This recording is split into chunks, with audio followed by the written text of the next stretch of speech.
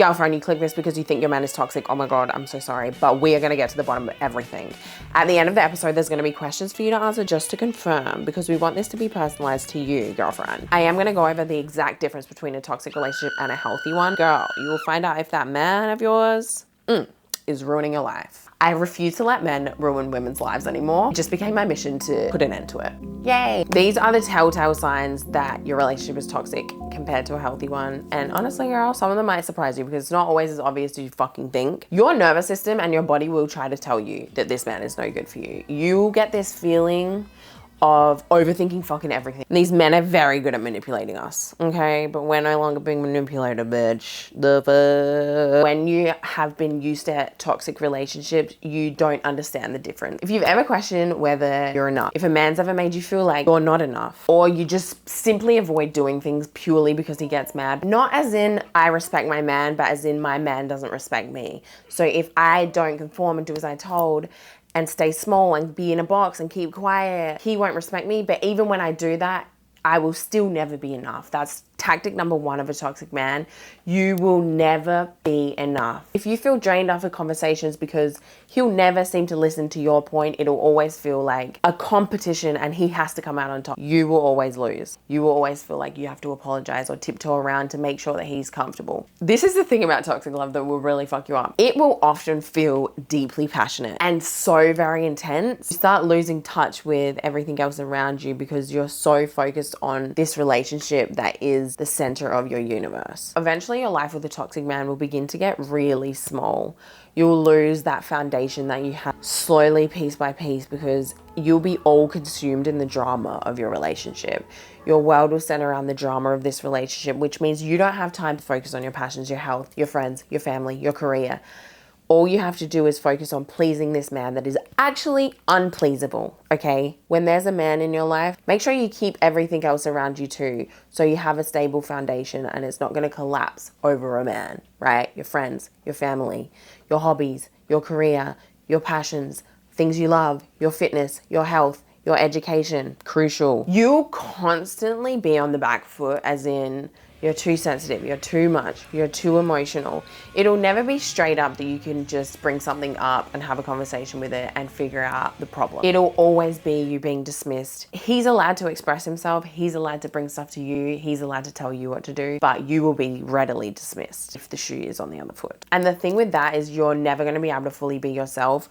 You'll never be able to take your life where you're meant to take it because you'll have to shrink, make yourself small in order to keep this man comfortable. So if you find yourself dimming your light in order to please a man, just know you're swimming in dangerous waters, girl. It shouldn't be your responsibility to make this man happy. Neither should it be his responsibility to make you happy. You guys both need to have something on the outside come together. That will be the telltale sign. It will never be stable. It will never be peaceful. It will never be smooth.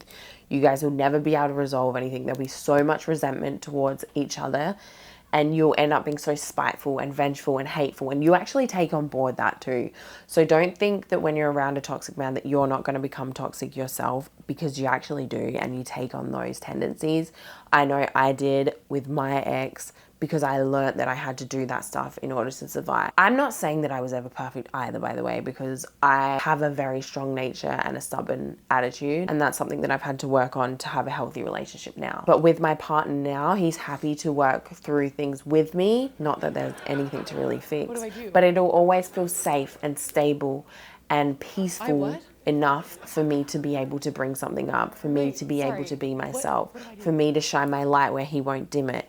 He's actually my biggest fan. He watches all my videos now. He's like, I love your videos. I love that you're so passionate about helping women. I'm so proud of you. I appreciate you. And that's a healthy relationship. Whereas a toxic relationship, he will actually be your biggest hater. How is the person who loves me my biggest fucking hater? The fuck?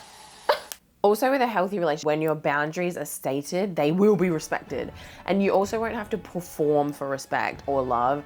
He'll love you and value you because you are you. He'll actually want you to be an individual and you to be on your shit and be growing and doing your thing, because he's also growing and he has a healthy relationship with himself where he's happy working towards his goals, doing his thing. This is probably the biggest one that I've noticed with my man now that's so different.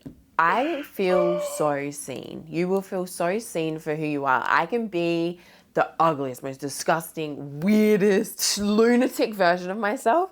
And he's just looking at me like, he's like, I just love you. I'm like, oh.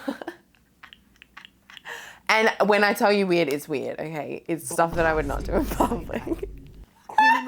But it's me, and I'm like that, and I like being silly. And to be loved and seen in all of your weirdness is exactly what makes something feel safe and what makes something healthy, because it's like, oh, I don't have to hide parts of myself. I don't have to make myself small. I don't have to dim my own accomplishments.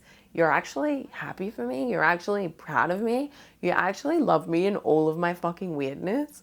I'm like, oh, I was always good enough for the right man, because he loved me as I was and how I'm evolving, because he doesn't want to keep me small. He supports my growth. He believes in me so readily and cheers me on so much that it makes me feel like I can do anything.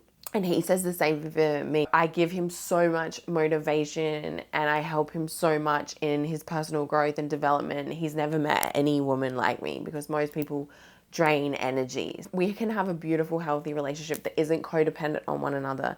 We're going to the fucking moon. This is a big one for a healthy relationship. It will actually be consistent, and so consistent that it can be a little bit boring because it's so safe. And when you're used to a toxic, chaotic relationship where it feels so passion-filled, but it's all false, and that shit doesn't last, just so you're aware. It's not real, okay? It's this fake chemicals in your body, and it's very temporary. You will never have those emotions lasting long term. It's very short-lived. There will be consistency, there will not be chaos. And babe, you've got to get really okay with living in that state. When you've had a drama-filled relationship, or if you have a drama-filled relationship right now, it's gonna feel really uneasy for you to be in a healthy relationship. It's gonna be really hard to detach because your brain's addicted to the cycle. So ask yourself these questions. Okay, I wrote the questions down. Do I feel drained or anxious after spending time with them? Am I constantly questioning if I'm too much or not enough? Do I feel like I'm constantly walking on eggshells to avoid conflict? Are my needs always minimized, ignored, or made to feel like a burden? Is there manipulation,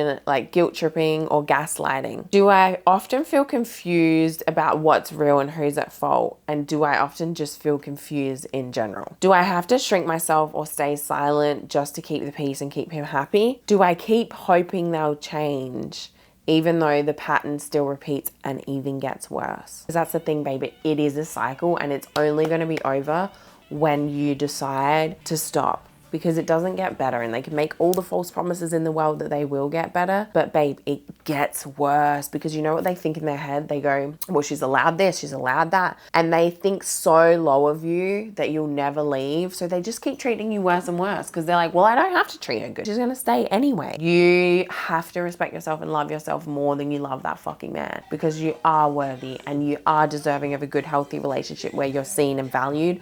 But you need to break free of this one. If you answered yes to these questions, my channel is all about overcoming toxic relationships. I am Cassandra Joe. I'm a refugee in Canada because my ex actually tried to, so I had to flee because he was literally hunting me. But I got out, and it became my mission to pass on everything that I learned, because I was at rock bottom, babe, like as low could be. And I have such a beautiful life now, full of fulfillment, success, happiness, peace. It's not perfect, don't get me wrong. Shit fucks up, and I still feel my feelings. Thank you. No more toxicity bullshit. But we're gonna go over questions in every episode for you to get to the bottom of what you want in this life and who you truly are. Love you. Thanks for tuning in. Oh yeah, and like and subscribe, because I'm trying to make the biggest impact I can, because we need this, girls. We have been suppressed and destroyed by men for too long. It's time we take our fucking power back.